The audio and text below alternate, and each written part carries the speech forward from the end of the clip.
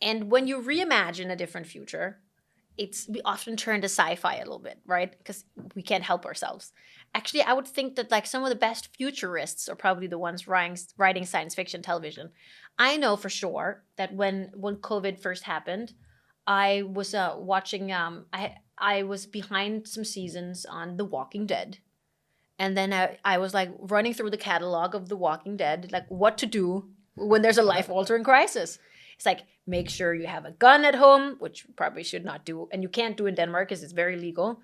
It's like, make sure you have yeast, toilet paper. Everyone's like running to the store. But something you perhaps didn't think about that we address in this next story is seeds.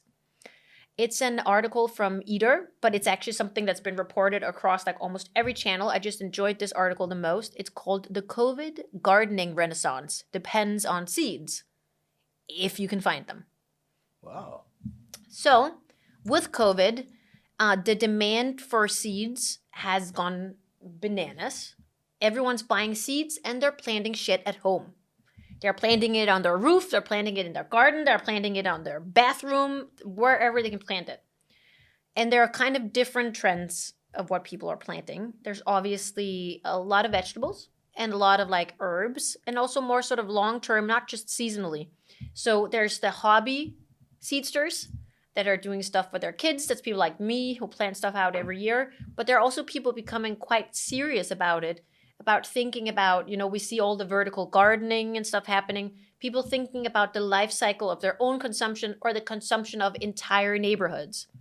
So if you're not thinking the world is going to go under and there's not going to be a zombie apocalypse, there are probably still reasons why you should be looking into starting to grow some of your own foods, getting your hands on some organic seeds, and controlling the life cycle of the produce that you will eventually end up consuming. Seeds are a very big thing. Actually, I know there's a channel here on YouTube from a guy called Veritasium is the name of the channel. He has a video on the world's seed vault that is somewhere up north, and they keep all kinds of seeds there. Actually, a seed of every single plant that exists, and even some that are extinct, which is very fascinating. We're preparing for some Walking Dead scenarios with that vault. And what the article very much states is that when the pandemic started, a lot of people started home gardening out of a sense of both like interest but also panic. But now we see that it's lasted and it's becoming a more ongoing trend.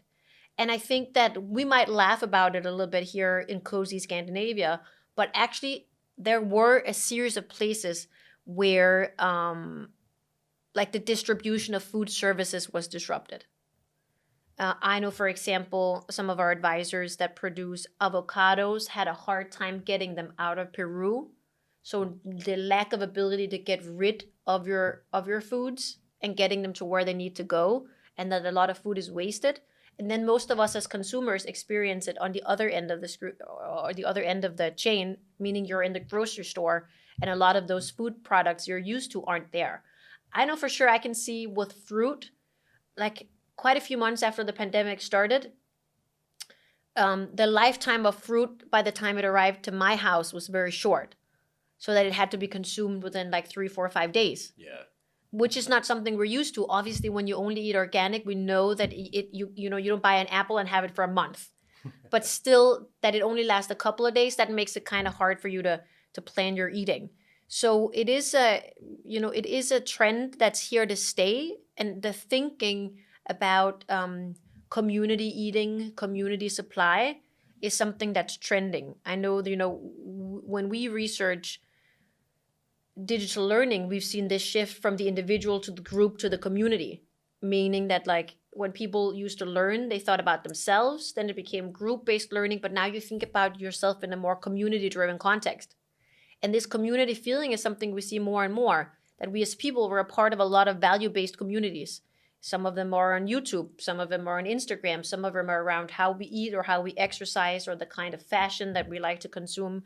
And this article essentially predicts that how we eat and the ability to feed communities is something that we as individuals are taking a much larger and active role in. I can only say that I recognize this for myself. I spent most of the day yesterday. I spent about 6 or 7 hours in the kitchen because I bake all of our breads for the entire week on Sundays. But then I spent the rest of the day with the kids in the garden planting all of the seeds for the season. Because depending on the kind of seed it is, you do it in February or March, and then you have to bring it inside, and then most of it you can bring outside around May, or at least here when there's still like the night frost, then it just dies. So it was kind of interesting for me to also reflect on this, like from a bigger thing than just me wanting to teach my kids about where is food from. But I think this is what we see in the cities, LA, New York, here in Copenhagen. If the kids grow up in the city, it's really important to teach them a little bit about where things are from, how we eat them and how they're made, and that there isn't an unlimited quantity of stuff. That when you grow, if it takes us a season to grow 10 cucumbers, then you don't eat half of it and throw the other half out. I've never thought about it. It kind of makes me sad that most of the new generations will probably not know what it's like to grow something on a farm or something like that. Well, they will, because people will start growing it at their house. And I think that there's actually, if you look at a lot of the crowdfunding campaigns and stuff, they're looking more. That trend has been there for a while. I come across stuff all the time when I'm just like surfing, what are people trying to sell? But more intelligent home growing stations and plants and pots and own watering systems. And yeah, there's a whole rabbit hole for you to dive into there.